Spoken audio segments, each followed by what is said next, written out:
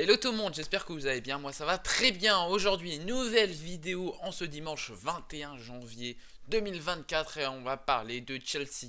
Ça fait déjà quelques mois que j'ai pas fait de vidéo sur Chelsea, mais on va s'intéresser un petit peu à ce que fait en ce moment les Blues, car après un mercato d'été à plus de 450 millions d'euros, forcément il faut rendre des comptes. Si la Première Ligue dit qu'il n'y a pas de soucis en termes financiers, ou le club de Everton et Nottingham vont sûrement reprendre une sanction, et bah Chelsea et Man City, tout va bien. Mais au niveau sportif, tout ne va pas bien pour les Blues, car aujourd'hui ils sont à la 9ème place, et après un mercato pareil, on s'attend forcément à mieux. Mais avant que la vidéo commence, n'hésitez pas à vous abonner à cette chaîne YouTube, voilà, on garde cet objectif des 300 d'ici le mois de mars, donc voilà, je vous invite à vous abonner à cette chaîne YouTube, à liker la vidéo et à partager cette vidéo, à laisser un petit commentaire également, donner un petit peu votre avis sur ce que font les Blues cette saison. Voilà, et aussi sur les sanctions que viennent de donner la Première Ligue à Nottingham Forest, à Everton. Voilà, voilà, c'est sympa de savoir votre ressenti. En tout cas, Chelsea a vécu des moments difficiles cette saison avec des matchs compliqués. Moi, je pense surtout au match contre Wolverhampton le 24 décembre qui était assez décevant, vraiment. Euh, Chelsea a eu des occasions, mais Chelsea ne claque pas de but finalement. Ils ont la possession, mais finalement, il n'y a pas ce petit truc qui termine. Et après, bah, finalement, défensivement, c'est pas bon non plus, car après, ils prennent des buts. Et voilà, du coup, défaite de Chelsea le 24 décembre face à Wolverhampton. Et vraiment, ce match représente pour moi parfaitement la situation de Chelsea. C'est qu'ils ont des bons joueurs à certains postes qui, qui arrivent à vraiment créer de belles possessions de balles. Mais la possession de balle ne fait pas tout, et la possession de balle peut aussi être stérile, et dans le cas de Chelsea ça arrive assez souvent que cette possession de balle est stérile. Bon, Chelsea cette année, ça s'articule comment? Bah, Chelsea souvent c'est un 4-2-3-1 sur le papier de base de la compo, mais ensuite ça change un petit peu au fur et à mesure du match, avec en phase offensive 3 défenseurs centraux, et ensuite on a les latéraux qui montent un petit peu plus haut, vraiment pour essayer de faire une grande présence, essayer de monter rapidement le terrain. Mais le problème, c'est que bon, Chelsea, des fois ça fait des passes entre les défenseurs, mais ça arrive pas forcément à aller chercher un peu plus haut sur le terrain. Et du coup, bah, quand ils mettent un long ballon avec une transversale, quand ils essayent d'envoyer sur les ailiers ou bien sur Jackson, et bah finalement ça termine par une perte de balle, et finalement bah voilà, c'est une contre-attaque qu'ils doivent gérer. Mais en tout cas, Chelsea cette saison, ça passe énormément par les côtés, mais il y a un côté qui fonctionne bien mieux que l'autre, c'est le côté droit. Malgré que Rich James est blessé, on pourrait se dire que le côté droit souffre avec la blessure de Rich James, mais non, le côté droit reste quand même l'élément fort de Chelsea cette saison, car Chelsea, bah, la plupart de ses occasions qui mènent à un but, bah, souvent passent par le côté droit du terrain, et donc c'est assez intéressant de voir que la plupart des buts viennent justement de ce côté, avec un côté droit qui mène à quand même plus de 30% des buts de Chelsea. Donc clairement, on est quand même sur un élément assez fort en tout cas. Et on peut voir que justement la pénétration d'un joueur comme Sterling, ben certes Sterling est assez décevant dans certains matchs, on peut voir, si vous suivez un petit peu Twitter, les comptes fans de Chelsea, on voit que bon, ça tape souvent sur Sterling, mais Sterling est quand même pas mal cette saison, et Sterling plus Cole Palmer, ce duo est quand même l'architecture un petit peu des phases offensives de Chelsea, car ce duo a marqué de nombreux buts, et le duo le plus dangereux à Chelsea, et c'est assez intéressant de voir que Cole Palmer a réussi à s'adapter très vite à cette équipe de Chelsea, car Cole Palmer, c'est 18 matchs de Première Ligue cette saison, 9 buts, 4 passes décisives, et il vient tout juste d'arriver. Il faut se rappeler de Cole Palmer, la saison dernière à Man City, il était pas tout le temps sur le banc. Voilà, on avait du mal à se dire que ça allait être un top player d'une équipe de PL, et finalement Chelsea l'achète pour un montant de 47 millions d'euros, et finalement il s'inscrit très bien dans ses joueurs à Chelsea, et puis il fait partie de ces joueurs anglais qui se battent coûte que coûte pour réussir, pour aider ce club de Chelsea à remonter dans ce classement, car Chelsea a été quand même pas mal de fois cette saison aux alentours de la 12e place, mais remonte grâce à un mois de décembre plutôt sympathique, car certes on a eu cette défaite contre Wolverhampton, comme je vous le disais en préambule, qui est pour moi très décevante, qui reflète justement ce côté de Chelsea a le ballon, prend le côté avec Sterling, mais finalement Sterling croque un petit peu et donc rate, soit ils ont le ballon autour de la surface, mais ils ne savent pas quoi faire avec le ballon, et du coup ils gâchent ce ballon. Ils ont des contre-attaques, ils ont tous les moyens de marquer, et ils ne marquent pas.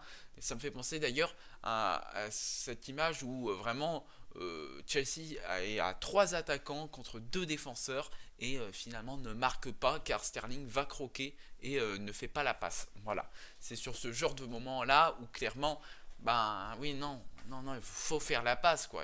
Donc c'est assez décevant de voir ça de la part de Chelsea. Mais si on voit un petit peu cette phase de Noël, on a quand même victoire contre Crystal Palace, victoire contre Luton, ça a permis de regonfler un petit peu les points, et du coup monter à cette 9e place. On a aussi cette victoire contre Fulham le 13 janvier. Voilà, ça permet de remonter, et pour le moment Chelsea est encore en course dans les 2 coupes, et oui, les 2 coupes pour être un moyen aussi de sauver cette saison pour les Blues. Voilà, victoire en FA Cup contre Preston 4-0, donc au prochain tour par contre ça sera plus compliqué en FA Cup, car Chelsea reçoit le 26 janvier Aston Villa. Ça sera un peu plus compliqué, surtout vu la saison d'Aston Villa, mais est-ce que Aston Villa va réussir à jouer tout, c'est-à-dire l'APL, la Coupe d'Europe et la FA Cup? Ils vont peut-être essayer de lâcher la FA Cup. En tout cas, on verra ça le 26 janvier, mais ils sont aussi en course en Carabao Cup, car la Carabao Cup, c'est en 2 tours. Le match 1, par contre, a été perdu contre Middlesbrough. Pareil, match inquiétant de la part des Blues, car Chelsea devait clairement faire mieux. Quand vous avez 72% de la possession, c'est terrible de faire que 5 tirs cadrés et de ne pas marquer. Là où Middlesbrough a seulement 2 tirs cadrés et marque, quoi. Donc c'est vraiment, vraiment inquiétant sur ce match, ce que Chelsea a fait, quoi. Voilà. Pourtant, Chelsea avait une très bonne équipe ce jour-là, avec Petrovic, Colwill, Silva, Disasi, Gusto, Caicedo, Fernandes, Sterling, Gallagher, Madueke, Palmer. On aurait pu se dire Chelsea contre cette équipe de Middlesbrough a perdu car ils ont fait tourner, si vous n'avez pas regardé le match, mais non, l'équipe était là, et surtout qu'après, dans les changements, on avait quand même du Brora qui est rentré, du Mudryk et du Alfie Gilchrist. Donc voilà, après, c'est sûr que sur le reste du banc, c'était plutôt des jeunes, mais des fêtes inquiétantes. C'était à l'extérieur, donc là on va avoir la semaine qui arrive, on va avoir le match retour au Stamford Bridge, et là il va falloir gagner, parce que si Chelsea se fait sortir par Middlesbrough, en sachant qu'on va avoir ensuite le match face à Aston Villa, aïe aïe aïe, Chelsea ça va être compliqué à vivre les prochaines semaines. Et surtout à vivre, c'est pour Pochettino. Pochettino qui n'est pas non plus dans le cœur de tous les fans de Chelsea. Alors là, vous vous faites éliminer par Middlesbrough, ensuite vous vous faites éliminer peut-être par Aston Villa, puis ensuite le prochain match de Première Ligue pour Chelsea, c'est qui? C'est Liverpool, car on a une phase de 1 mois de compétition en Première Ligue là qui est assez difficile pour Chelsea, car Chelsea joue quand même Liverpool, ensuite il y a Wolverhampton, Crystal Palace, puis Man City, Tottenham.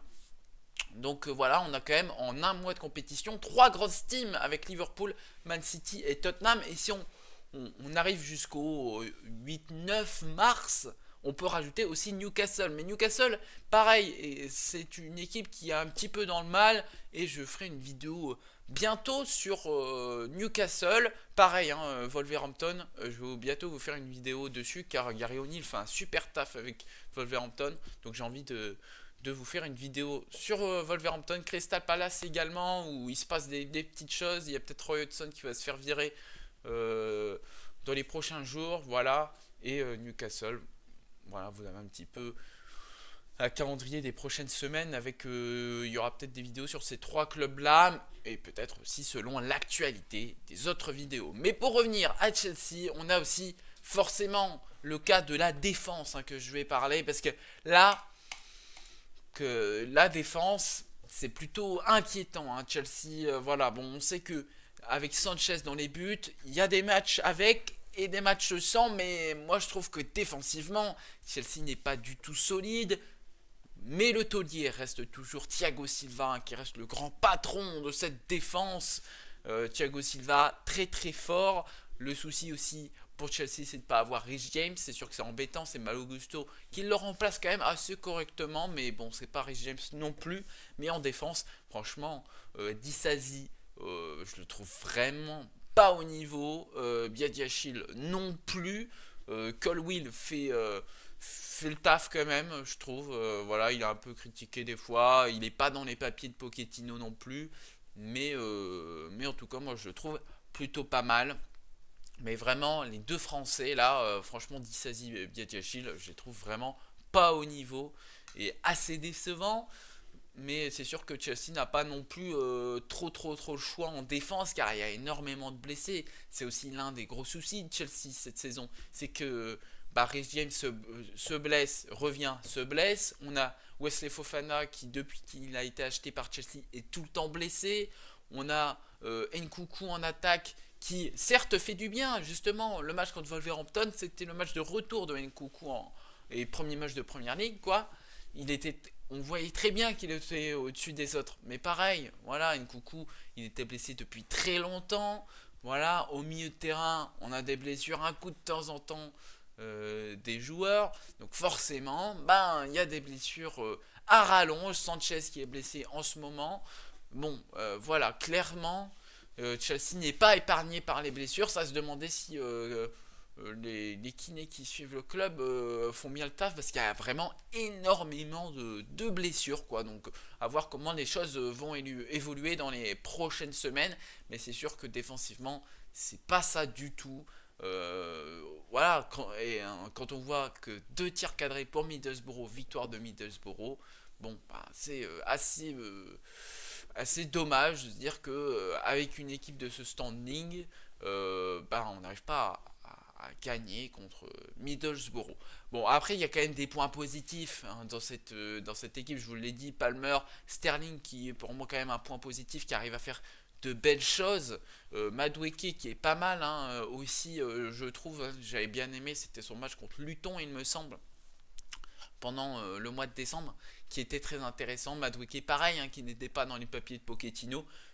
Qui était blessé, il me semble. Hop, il revient, hop, il marque. Voilà, ça c'est beau. Madueke qui est pas mal en tout cas. Mais c'est vraiment l'autre flanc hein, où c'est plus, je trouve ça beaucoup plus compliqué du côté gauche du terrain. Car même en termes de latéral, là, ces dernières semaines, c'est Colwill qui joue défenseur gauche. Ça, c'est pas très intéressant. Cucurella qui n'est pas dans les petits papiers de Pochettino. Ouais, le poste de défenseur gauche, c'est pas trop ça. Chilwell qui est tout le temps blessé. Ouais, c'est compliqué le côté gauche. Voilà. On a Mudryk hein, qui fait des entrées quand même un coup de temps en temps. Mais oui, clairement, ce côté gauche est assez décevant. Là où côté droit réussit mieux. L'attaque, forcément, Jackson. On en a déjà vu plein de compiles pour montrer tous les ratés de Jackson. Mais pareil, hein, c'est un joueur assez décevant. Il faut de la confiance pour commencer à marquer, mais bon, dans l'état où est Chelsea, il n'y a pas le temps d'attendre la confiance. Hein. Il nous faut un buteur rapide du côté de Chelsea, et surtout que Chelsea a cette culture des gros attaquants. Donc forcément, je pense surtout avec Boehly à la tête du club que Jackson va avoir la confiance Enfin, il faut espérer qu'il a la confiance dans pas longtemps, car sinon Boehly va pas donner sa confiance à Jackson et va lui dire d'aller voir ailleurs. En tout cas, ça parle déjà d'attaquant centre, enfin un attaquant centre pour pour cet hiver, mais ça sera plus cet été. Hein, je pense qu'il faudra voir avec peut-être Gyökeres, Toney, ça parlait de Osimhen à un moment. Mais en tout cas, clairement, Chelsea va essayer d'aller voir ailleurs, je pense, cet été. Mais au niveau du milieu de terrain, parce que j'ai pas encore évoqué le milieu de terrain est quand même pas mal cette saison avec Gallagher que j'aime beaucoup.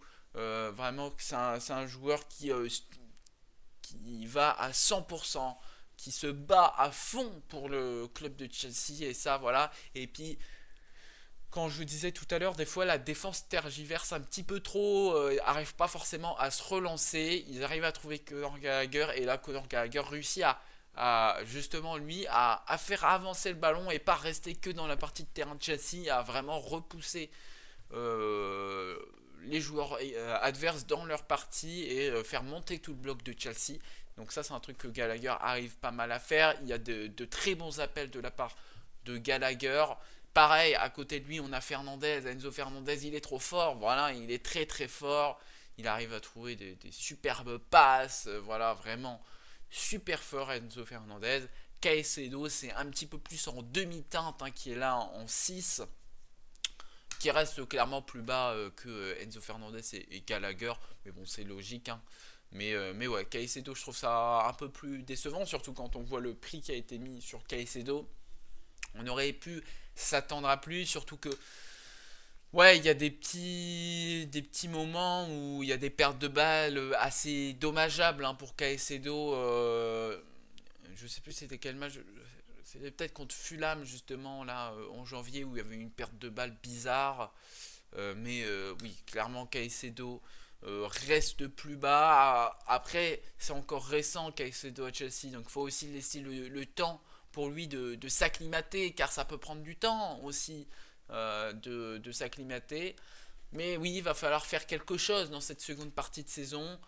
Chelsea a quand même des armes, a quand même un banc plutôt solide quand il n'y a pas de blessure pour réussir à grappiller les choses, surtout quand on voit que devant eux, il y a Manchester United qui n'est pas en grande forme, on a West Ham, on a Brighton, qui n'est pas, c'est pas non plus le Brighton d'il y a 2 ans, d'il y a 1 an, voire 2 ans, donc clairement, Chelsea peut grappiller des places, et je sais pas ce que vous en pensez, mais clairement, Chelsea, le top 10 se fait normalement très facilement. Ils sont 9e à l'heure actuelle, mais je pense qu'ils peuvent encore aller grappiller des places s'ils arrivent à mettre en place leur jeu.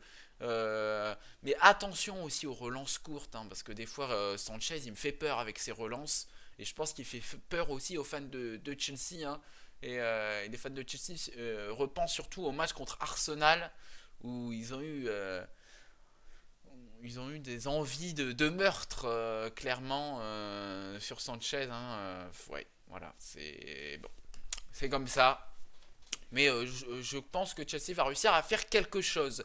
Bref, voilà, petite revue de Chelsea aujourd'hui. J'espère que voilà, vous avez bien aimé voilà, voir un petit peu ce que Chelsea fait en ce moment. N'hésitez pas à me dire dans les commentaires un petit peu votre avis sur Chelsea, sur également les transferts que Chelsea a dans son viseur. Hein. Voilà, on parle de plusieurs noms. Voilà, n'hésitez pas à me dire dans les commentaires votre avis, à me parler aussi des autres clubs en commentaire. Hein. Vous pouvez, l'espace commentaire est libre pour parler foot anglais, donc n'hésitez pas. Nous on se retrouve la semaine prochaine pour une prochaine vidéo. Mais avant ça, n'oubliez pas de vous abonner. Et oui, vous abonner à cette chaîne YouTube, likez la vidéo, partagez cette vidéo.